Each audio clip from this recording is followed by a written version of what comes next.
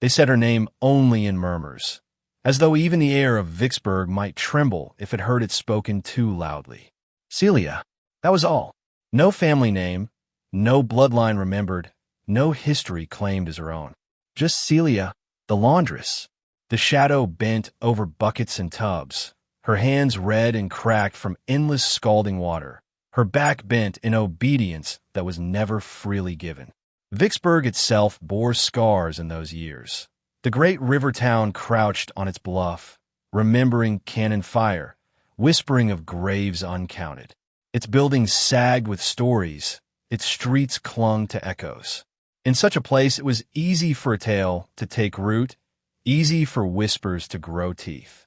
And Celia's name was one of those whispers, carried from lips to lips, in kitchens and on porches, spoken low enough to sound like wind, but sharp enough to cut the night. No one could agree where she had come from.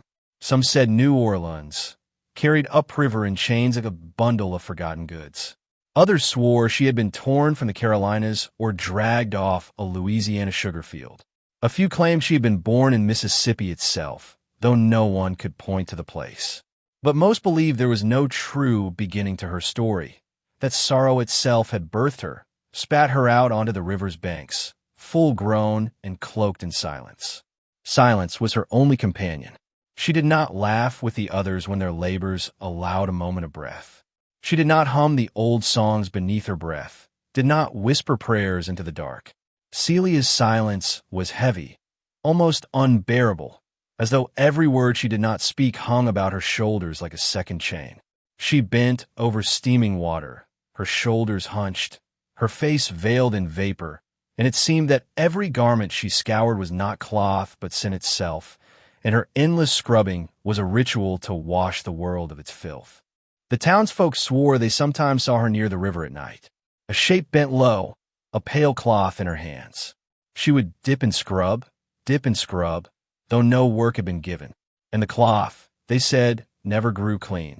It dripped with stains that would not release their hold, no matter how long she worked. Blood, they whispered. The stains were blood, and the Mississippi itself could not wash them away. The children of Vicksburg listened wide-eyed to such tales, clutching their quilts when the wind shook the shutters. Why was she feared, they asked.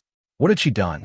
And the elders would lean low, hush them with a hand, and say, because she carries sorrow like a shadow, and sorrow like hers always ends in fire. In truth, there was little to mark her apart from the others who labored and suffered. Yet those who looked closely swore they felt something in her stillness, as though she were more storm than woman, crouched to the water's edge, waiting for the hour when silence would break.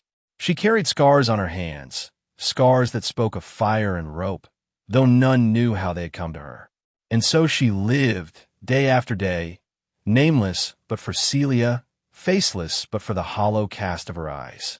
She scrubbed the linens, the dresses, the sheets, her cracked hands trembling but unrelenting. Steam crowned her like a ghostly veil. She was not yet a story, not yet a legend. She was only a laundress, but already, in the murmurs of Vicksburg, her name had begun to drift towards something darker, heavier, and eternal. They spoke her name with caution, as though the syllables themselves were sparks. And perhaps they were, for when her story finally caught fire, it would burn too brightly to be forgotten. By day, Celia bent beneath mountains of linen that seemed to multiply like a curse. Shirts and skirts, gowns and sheets, all soaked with the filth of a house that despised her. They weighed more than cloth should weigh, as though every thread had been woven with scorn. She hauled them in baskets that cut into her shoulders and dragged them to the tubs until her body ached, until her breath rasped like a dying bellows. Her mistress moved through the house like a queen carved of ice, pale-skinned, fine-featured, and cruel. She wore beauty like a weapon, gleaming on her body but jagged on her tongue. Each dress she demanded washed was more delicate than the last, silk and lace that turned to stone in Celia's hands. And still, when they were returned spotless, the mistress would find fault. A stain invisible to the eye, a crease imagined, a hem too rough, a sleeve too limp. Her voice cut sharper than any whip. Sometimes her hand followed her voice, striking across Celia's cheek, leaving a welt where pale fingers had branded red. Sometimes her shoe lashed out instead, catching Celia in the ribs or the shin as she knelt at the mistress's feet. Celia never raised her eyes. She bowed her head, her silence more dangerous than defiance, and absorbed each strike into the ocean of grief already within her. The mistress did not beat her for labor alone. She beat her for existing, for being the body bent over tubs while she lounged in silks, for being the hands scalded by boiling water while her own hands rested smooth and unscarred, for daring, by her very presence, to remind her that her comfort was built upon another woman's pain. Celia's world narrowed to steam and scars. The water was never warm. It was fire made liquid. Her skin was never whole. It blistered, split, and bled. Her fingers cracked so deeply the bones ached. Yet when the clothes were spread out to dry, they gleamed with whiteness, as though they had passed through judgment and been forgiven. Celia, however, was never forgiven. There were times she caught her reflection in the water. A hollowed face, hair damp with sweat, lips pressed tight, eyes dark as river stones. She looked like a ghost watching her from beneath the surface, a ghost waiting for her to slip beneath and join it. But she always pulled back, swallowed the scream building in her throat, and returned to scrubbing. The others in the house avoided her when they could. Her silence frightened them. It made them see their own suffering too clearly. But at night, in their quarters, they whispered. They whispered of how the mistress hated her most of all, how the mistress's cruelty burned brighter whenever Celia was near. Perhaps because Celia never wept in front of her. Perhaps because her silence was stronger than tears. One evening, as Celia dragged a tub across the floor, the mistress stood above her, gown trailing like a serpent, and laughed. Not with joy, but with a kind of venomous pleasure. She told Celia she would never be free, never be remembered, never be more than the rag she scrubbed.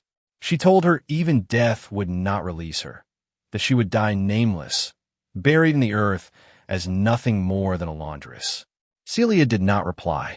Her silence was her only shield. But in her chest something coiled tighter, something that no whip, no fist, no scornful laugh could smother forever.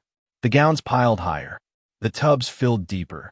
The steam thickened day by day until the house seemed haunted not by spirits, but by vapor that clung to Celia, that blurred her face. The mistress walked through it like a queen through incense, but Celia knew better. She knew it was not incense. It was smoke, and smoke meant fire.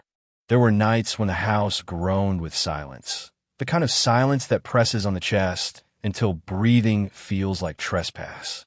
The day's wash would be folded and set away, the mistress asleep in her feather bed, the river outside muttering against the banks.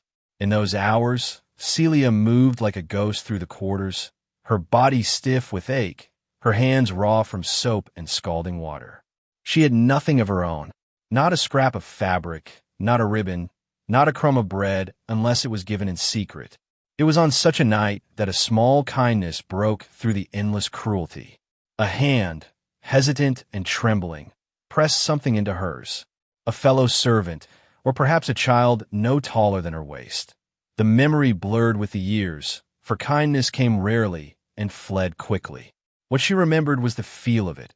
A crust of bread, still warm at the edges, hidden away from the mistress's eyes.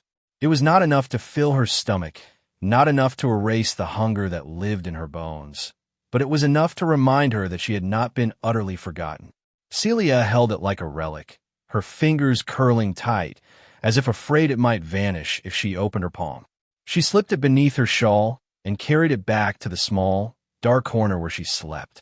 There, in the flicker of a dying candle, she sat on her lap and stared at it for a long time.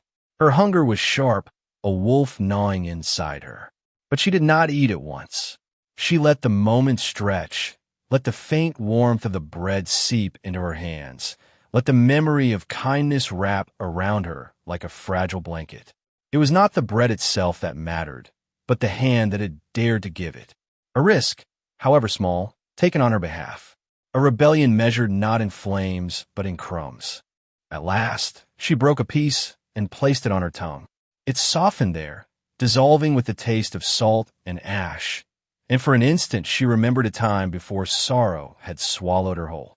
Perhaps she had once eaten bread at a table where laughter lived. Perhaps she had once been someone's daughter, someone's sister.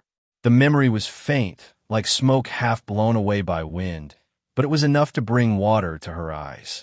She blinked hard and let the tears vanish into the dark. She did not finish it all. She wrapped the last bite in a scrap of cloth and tucked it near her chest, a small treasure against the emptiness of the nights to come.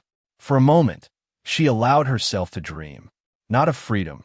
Dreams like that were too dangerous, too sharp, but of a world where bread was not contraband, where kindness was not a crime whispered in shadows. But even as she dreamed, the house stirred with menace. In the rooms above, the mistress's sleep was never as deep as it seemed. She woke easily, her ears sharpened by cruelty, her nose trained to catch the scent of defiance. Celia knew that if the mistress discovered what had been given, punishment would fall on both giver and receiver. The bread would be wrenched from her hands and flung into the fire, and her back would bear the price of another's courage. So she swallowed her gratitude along with her crumbs, holding both inside her chest like hidden embers. And there, in the quiet of her corner, with her body curled against the cold, she whispered no prayer but closed her eyes. The silence that cloaked her seemed to hum with something heavier than rest, heavier than sorrow. The embers did not fade. They smoldered. She did not know it then. But the crust of bread would be remembered long after its taste was gone, remembered as the one fragile kindness that dared to reach her before fire claimed the house. The night deepened. The candle died. The bread lay hidden against her heart, and the silence of Vicksburg grew thicker, waiting for the storm it knew would come. Morning came with no gentleness. The sun rose like a blade, cutting through the mist that clung to the Mississippi, and the house stirred with the weight of another day. Celia was called before dawn, the mistress's voice sharp enough to cut the silence, commanding her toward the washroom. There was no pause, no breath granted for the ache in her joints or the weariness clinging to her bones. The fire had to be lit. The pot had to be fed. Mountains of soiled linen waited, stained with the excess of those who lived above her. Celia moved without protest, without word, her silence and armor she had long learned to wear. She knelt by the iron washtub, her hands gathering splinters from the wood she carried, her fingers trembling as she stacked kindling beneath the pot's belly. Flames sparked, then flared, swallowing the dry sticks with hunger. The air thickened, first with smoke, then with heat. Soon the pot began to groan, metal straining as water inside it shivered and rolled. Steam rose in pale ribbons, curling like ghosts around her face. Her lungs filled with it, heavy and damp, pressing close as though the room itself meant to smother her. It was then that the mistress entered, her presence cutting through the haze like a whip through flesh. She stood tall in the doorway, draped in silks too fine for the soil of Mississippi, her pale hair pinned back, her lips curled in disdain. She was a woman who had never carried a burden heavier than her own pride, and she wielded that pride like a weapon. "Faster," she hissed, though Celia's hands already trembled with haste. "You move like a corpse. Do you think I have all day to wait for you?" The laundress did not answer. Words had long since abandoned her, knowing they would only be twisted into cause for punishment. Instead, she fed the fire, prodding the wood until sparks leapt upward. Shadows danced on the walls, long and warped, casting the mistress's figure into something grotesque. In the shimmering veil of heat, her face seemed to stretch, her eyes hollowing, her mouth curling into the shape of something monstrous. The mistress laughed then, not a laugh of joy, but one sharp and cruel, meant to cut. "You think silence saves you?" she asked, stepping closer, her shoes clicking against the stone. "I see the way you look at me when you think I do not notice, as if you are more than the dirt beneath my nails, as if you dream." Celia's hands tightened around the paddle she used to stir the water. The wood was slick with steam, yet she gripped it hard, her knuckles whitening. The sound of the boiling water filled the room, louder now, louder still, until it drowned the mistress's words, until it drowned even the sound of her own heartbeat. The heat pressed against her skin, beads of sweat slipping down her temple, and in that moment, the room felt unearthly, a chamber of fire and vapor, a place where breath itself seemed cursed. The mistress's reflection wavered in the rising steam, her beauty twisted, her pale skin glistening like the surface of something already melting. She was no longer a woman, but a specter crowned in firelight, a figure born of cruelty and flame. Celia's breath caught, shallow, ragged. Her chest rose and fell as if she were drowning on dry land. The paddle trembled in her grip, though whether from fear or from something else, even she could not say. The boiling water hissed and churned. The flames roared beneath, and all around her the shadows writhed like restless spirits. The mistress leaned closer, her voice sharp against the hiss of steam. "Remember your place," she whispered. "You are nothing but hands. And when hands fail, they are broken." The words lingered in the air like smoke, bitter and suffocating. Celia did not reply. She did not move. The paddle remained tight in her grip, her breath locked in her chest. Somewhere deep inside her, something shifted, small, silent, but certain, like a crack appearing in stone just before it splits apart. The steam rose higher, curling around them both, blurring their faces, blurring the line between servant and mistress, between victim and monster. And in that thickening veil, fate itself seemed to hold its breath, waiting for the moment when silence would shatter. The fire had grown ravenous, swallowing log after log until the washroom glowed with a feverish light. The iron pot shook with the violence of its contents, water thrashing against its sides, spitting white-hot steam into the air. Celia's skin burned with every breath, damp with sweat, her blouse clinging to her back like a second skin. She stirred because she must. She endured because she always had. Yet somewhere within her, the silence was breaking. The mistress stood above her, perched on the edge of cruelty like a bird of prey. Her voice cut through the roar of the flames, sharp, mocking, relentless.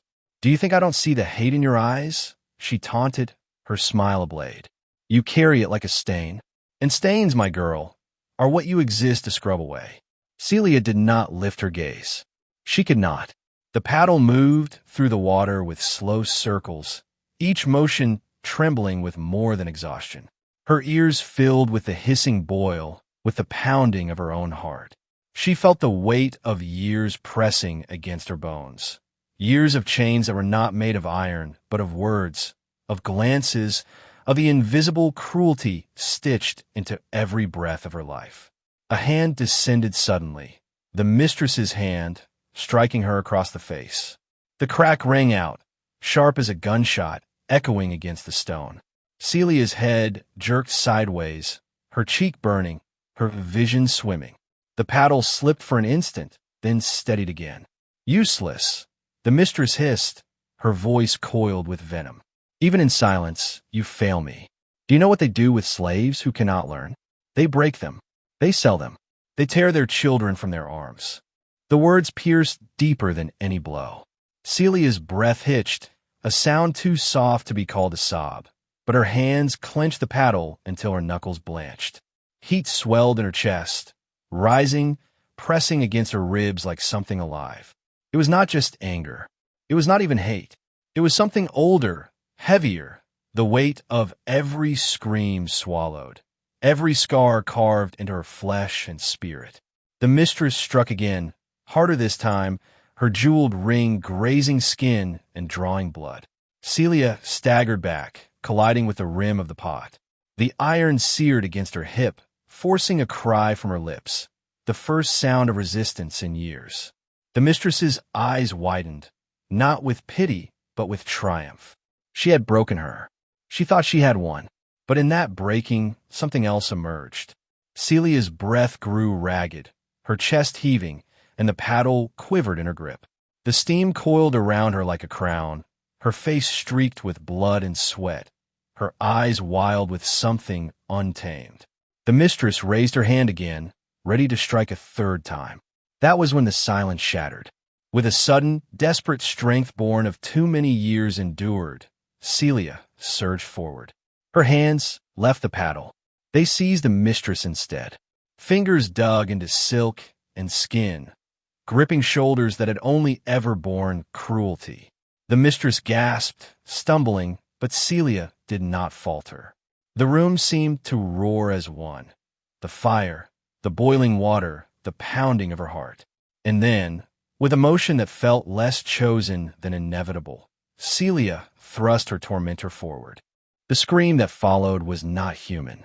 It was an animal sound, raw and shrill, torn from the depths of the mistress's body as she met the seething water. Steam exploded upward, swallowing everything in a blinding cloud. The hiss of boiling water drowned her cries, muffling them into grotesque gurgles that shook the rafters of the house. Celia stood frozen, her chest rising and falling like a storm-tossed sea. The mistress writhed in the iron pot, her silks twisting, her pale arms thrashing against the rim until the skin blistered and tore. The air filled with the stench of flesh searing, of fabric burning, of something far worse than any fire of wood could ever consume. And then, slowly, the cries grew weaker. Each scream dissolved into the hiss of steam, each thrash into silence. The mistress's hands slipped, her body slumping, until there was nothing left but the bubbling water and the shadows it threw against the walls. Celia's own hands trembled in the aftermath. Her face was unreadable, not triumph, not sorrow, but something suspended between. She did not move. She did not speak. The steam rose around her like a veil, cloaking her in silence, making her figure more spirit than flesh. The pot hissed, the fire crackled, the walls sweated with heat. And in that chamber of smoke and shadow, a woman's life had ended, and another's had changed forever. The silence after the scream was more terrible than the scream itself. The room trembled with the memory of screams, though no sound remained. Only the hiss of the boiling pot lingered, steady, relentless, like the breath of some unseen creature. Steam coiled thick as fog, clinging to the ceiling, crawling down the walls, blurring the edges of everything. It swallowed light, swallowed form, until the washroom itself seemed to vanish into a dream of fire and water. Celia stood at the center of it all, her body trembling but upright, as though held by something stronger than flesh. Her face glistened with sweat and blood, her eyes wide, staring at the ghost of the mistress who had already slipped beneath the surface. Her hands still hovered in the air, as if unwilling to believe what they had done, as if they might yet let go of a body no longer there. Her breath was ragged, shallow. Each inhale burned, each exhale shivered, but she did not move. The paddle lay discarded on the floor beside her, abandoned like a relic of another life. She felt the sting on her cheek where the slap had landed, the ache in her hip where iron had branded her flesh. Those pains had names. They were familiar. But the silence that filled the room now had no name. It was a silence that demanded reverence, as though the walls themselves bowed to it. The boiling did not stop. It roared beneath the pot, spitting and hissing, until it seemed to mock her with its ceaselessness. The mistress's silks floated for a moment, fragments of fabric dissolving, melting into the froth. The scent of it, flesh, perfume, fire, wrapped around Celia until she thought she might choke. Yet she did not turn away. Her eyes were fixed, unblinking, on the surface of the water that still rippled as if disturbed by restless hands. Her lips parted, but no word came. She thought, for an instant, she might pray, but prayer had abandoned her long ago, taken from her with every lash of the whip, every command that cut deeper than iron. What God could she call on now? Standing before a cauldron that had become both tomb and altar, the steam pressed closer, thickening until her features blurred even to herself. In its haze, she caught glimpses, a pale arm slipping under, a face distorted by the rolling boil, a mouth opened in silent scream. Shadows writhed on the wall, forming grotesque shapes, twisting into figures that seemed half human, half demon. She blinked, but they did not vanish. She felt tears sting her eyes, though whether from the smoke or from grief, she could not say. She had not wept in years. Even in pain, even in hunger, even in loss, tears had been denied her. Yet now, standing before the boiling silence, she felt the salt of them trace her cheeks. They burned hotter than the fire itself. Her knees weakened, but she did not fall. She clutched the edge of the table to steady herself, her body quivering with the weight of what had been done. There was no undoing it. No cloth could scrub it clean, no water could wash it away. The act hung heavy in the air, thicker than the steam, a shadow that would never lift. And yet, beneath the tremor of her limbs, beneath the ache of her bones, a strange stillness began to grow. Not peace, never peace, but something colder, deeper. For the first time, she was not the one kneeling, not the one bowing beneath another's hand.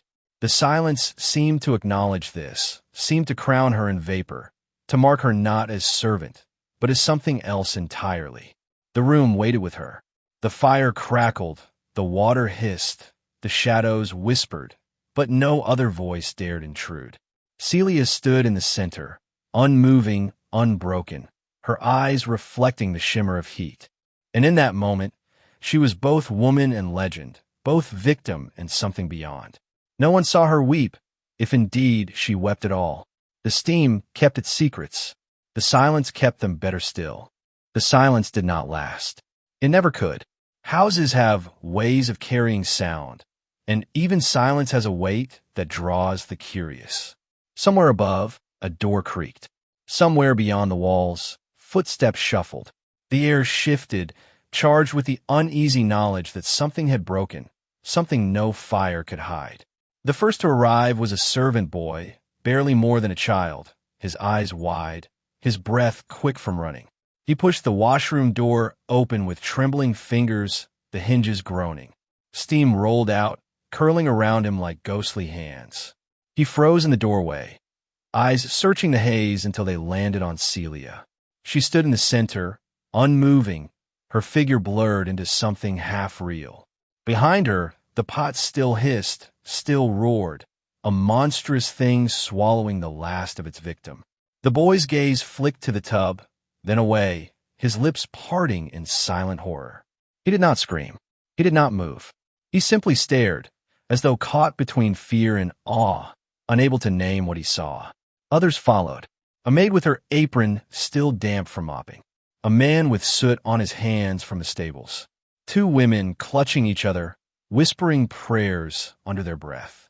They gathered to the threshold, drawn like moths to flame, each face reflecting the same terrible understanding. The mistress of Vicksburg was gone. The words were not spoken, but they hung in the air as surely as smoke. Some crossed themselves, whispering God's name.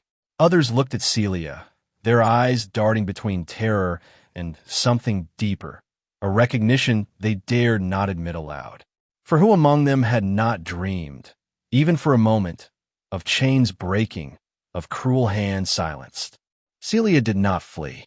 She did not beg, did not fall to her knees or claw at the floor for mercy.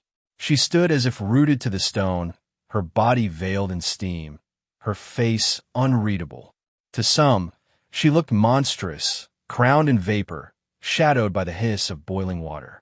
To others, she looked divine, the instrument of a justice too terrible to name. Whispers stirred among them, thin at first, then thicker. A woman's voice muttered, "She boiled her alive." Another answered, "She has damned us all." A third whispered only, "Lord have mercy." Yet none stepped forward to seize her. None raised a hand to strike her down. For Celia was no longer merely a laundress, no longer the bent figure hunched over basins, the silent shadow scrubbing stains that were never hers. In the eyes of those gathered, she had already become a story. The boy who had first entered swallowed hard, his lips trembling, then fled back into the hall, carrying with him the seed of rumor. The sound of his feet echoed up the stairs, into chambers above, into corridors where curiosity had already grown restless. Soon the house itself was alive with murmurs, spreading faster than fire. She did it. She boiled her. The mistress is gone. Still Celia stood. She made no move to follow, no move to run. Her silence filled the washroom, filled the gazes of those who dared look at her. And in that silence, she was untouchable, a figure set apart, no longer wholly flesh and bone. When at last someone spoke to her, a maid with tears on her cheeks and fear in her voice. The words were simple. "What have you done?" Celia did not answer. Her lips did not part. Her eyes did not waver. Whatever reply might have risen within her was smothered by the steam, swallowed by the silence that clung to her like a shroud. The others retreated slowly, step by trembling step, unable to turn their backs fully, unable to leave without stealing one last glance. The washroom door remained open, and through it, the whispers spread outward, seeping into the town beyond like smoke rising into the sky. By nightfall, Vicksburg itself would know. And already, within the trembling hearts of those who had seen her, Celia was not a woman at all, but a legend being born. They said the washroom never truly cooled after that day, that the walls held heat even in winter, that the stones wept with damp as though the house itself remembered. The pot, blackened and scarred, was left standing long after the mistress's absence was noted in whispers and rumors. No servant dared scrub it clean. No one dared touch it at all. Celia's fate was told in many tongues, each one certain, each one contradictory. Some swore she was taken in chains the very next morning, dragged to the gallows beneath the eye of a merciless crowd. They claimed the rope broke the first time, that her body refused to yield until it was forced again, and even then, the wind carried the hiss of boiling water through the square. Others insisted she fled into the swamps, vanishing like a spirit into the reeds, her footsteps swallowed by mud and silence. They said she lived there as a shadow, neither caught nor free, glimpsed only when mist curled low across the river. But most told it differently. They said Celia never left that washroom, that when the servants returned with brave faces and trembling hands, the steam had swallowed her whole. The pot boiled empty, the fire roared down to ash, but she was gone. No trace of cloth, no echo of step, nothing but vapor rising like a ghost. Children in Vicksburg grew up daring one another to walk past the old house at night. They whispered that if you pressed your ear to the walls, you could hear the mistress's screams, trapped forever in stone. Some swore that on moonless nights, steam still curled from the chimney, though no fire burned within. Others claimed that if you stepped inside, the washtub still sat waiting, water rippling though no hand touched it, the air heavy with a heat that had no source. The story spread beyond the house, beyond the town, carried downriver and across fields by those who could not let it rest. The Laundress of Vicksburg, they called her, Celia, the woman who bore her chains in silence until silence itself broke. To the powerful, she was a warning, a tale told to keep order, to remind the enslaved what punishment awaited rebellion. But to the broken, to the weary, to those who scrubbed their lives away in shadows, she was something else. She was proof that even silence had an end, that even chains could melt when the fire grew hot enough. No preacher's sermon could smother her. No judge's decree could erase her. She lived in the tremble of voices, in the flicker of firelight, in the way women bent over basins lifted their heads when they thought of her. Her name was whispered not with pity, but with awe, as though she had become more spirit than flesh, more legend than woman. Years passed. The house crumbled. The mistress's name was forgotten, buried under dust and ivy. But Celia's story clung like moss to stone, unshakable, alive. Travelers who came through Vicksburg asked after her, and the old ones nodded, eyes dark with memory.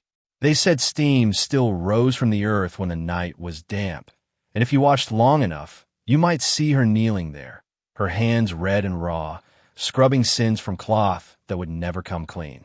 Some swore she looked up if you stared too long, her eyes glowing through the mist, neither sorrowful nor kind, only endless, as though she had seen what lay beyond chains, beyond cruelty, beyond death itself. Others said if you listened closely, you could hear her whisper a single word, though none agreed on what it was. And so she endured, as all legends do, not in the pages of books, not in the records of courts, but in the hush that falls when her name is spoken. Celia, the laundress of Vicksburg, a woman bent, a woman broken, a woman who rose in steam and silence, and was never again forgotten. They said her story ended in fire and water, but those who remembered knew better. Her story never ended at all.